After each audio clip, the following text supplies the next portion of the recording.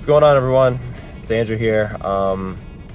So if you're watching this is basically my first real official YouTube video on my channel. The reason I even have a channel in the first place was when I was studying for the CPPS, the Certified Physical Preparedness Specialist course. It's ran by Joe DeFranco and Jane Smith. They required that at the end of my written test that I submit videos of me taking somebody through a bench, squat, and deadlift assessment, upper and lower body mobility drills, breathing and bracing drills, and a 10-yard sprint assessment.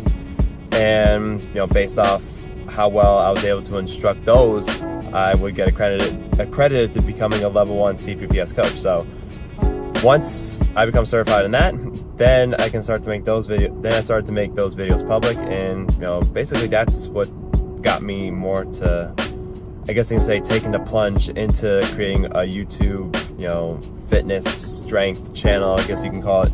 I've always held back on it because I feel, the fitness industry is a great industry, but it's also a very saturated industry. So it's all about being able to stick out. And, I'll admit I battled self-confidence issues and thinking that, well, my channel, what I would provide may not be as valuable, but I've definitely gotten to a point, in the past 5 years or so, I've gained enough experience and knowledge where I can provide honest and transparent content to you guys, and high quality content where, no matter what type of goal or issue you may have, I feel like I can definitely help out with that. So hope you guys like this, and let's get to it. So today was a dynamic effort lower body day. So it's based off of the conjugate system, which I've been practicing on myself for the past year. So I've definitely seen great results off it. I'm definitely much more, I guess you can say, quote unquote, athletic.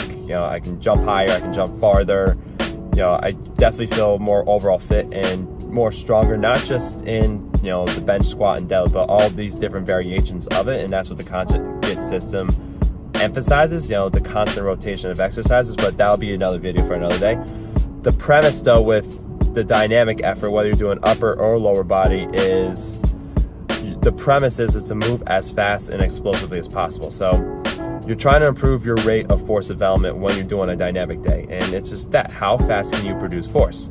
So when you look at it, just very simple physics, force is mass times acceleration. So yes, in order to become strong, you need to lift heavy. That's what max effort lifts are for. But if you're stalling on your lifts and you're not implementing a dynamic effort day, that could be what's holding you back from really taking your strength over the top. So basically, you have to look at it. You have, let's just say a bowling ball and a baseball in each hand, and you're standing 60 yards away from a given target. You're going to be able to throw the baseball harder and farther with more force than you are with the bowling ball, because the bowling ball is going to be too heavy, but the baseball is light enough where it's a sub-max weight, and you're going to be able to produce more force into that throw to hit the target. Now, if you can get that bowling ball to move at that same type of acceleration as the baseball, then it'll produce way more force. So again, that's where the max effort lifts are coming from, where you're improving your strength.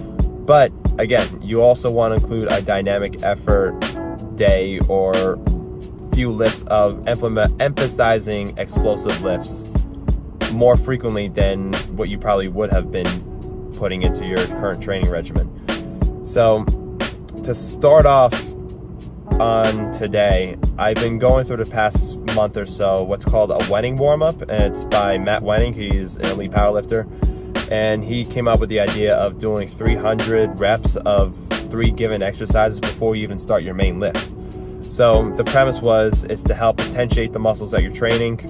It's to bring up lagging muscles that might be holding your lifts back. So if we're doing a lower body, you want to hit more your glutes, your hamstrings, your posterior chain, your low back, and it can help improve your overall fitness or your general physical performance, your GPP. So there's all these different special strengths that you can work on. Explosive strength, starting strength, strength, speed, relative strength. But if you're not in good general physical shape, then none of those strengths are going to get brought up. So that's what this warm-up has been helping me do over the past month or so. So basically what I did was 425 on reverse hypers, 4 per 25 on Matt Wenning's belt squat, and then 4x25 of standing abs, just to help get my core stronger, or just my diaphragm, lower abdominal stronger.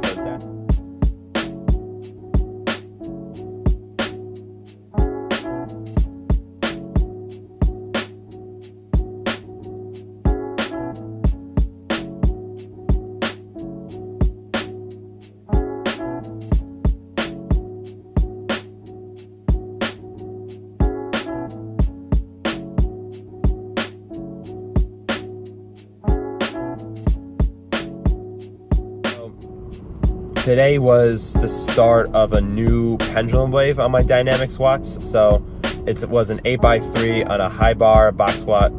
And basically, if you're doing a 3-week pendulum wave, if you don't know how to set it up, you want to do 50% of your maximal weight or your max effort weight with 25% of accommodating resistance.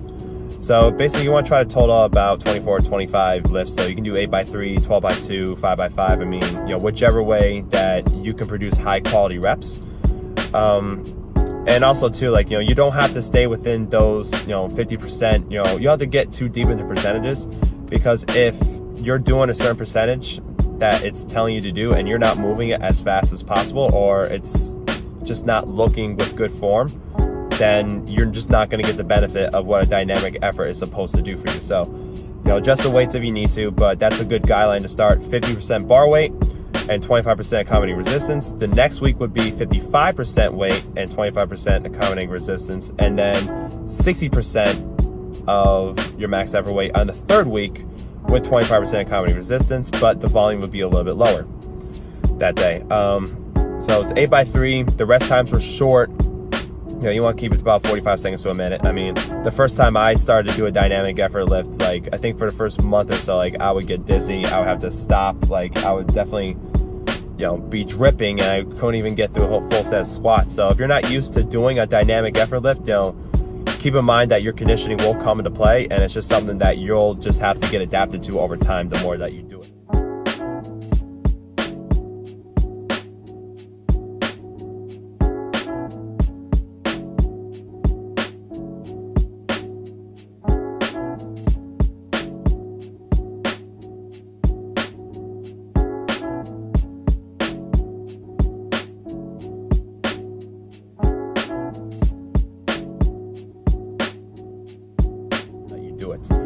So after I hit those, I hit jumps. So I'm trying to get about 80 jumps in a week. So what I did was a hurdle hop into a box jump. So I basically count every time I make contact with the ground or the box as a jump. So it would be 4x5, I guess you can call it.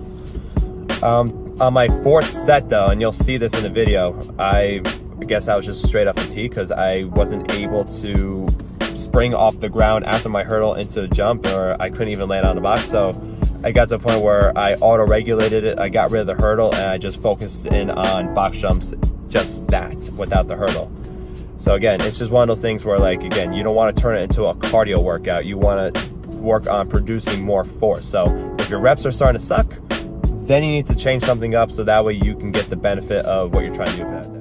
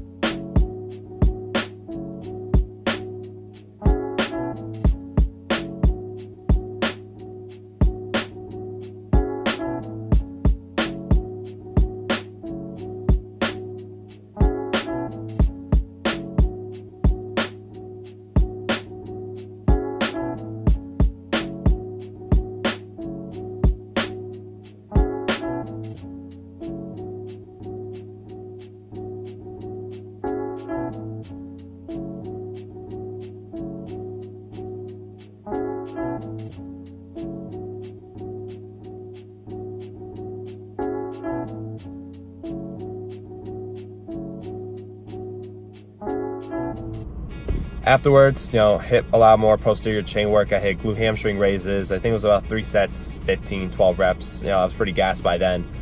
Ring pull-ups were about 3 sets, and I also did some banded reverse crunches to bring up my hip flexors and my lower abs. I think that was about 3 by 20 or so.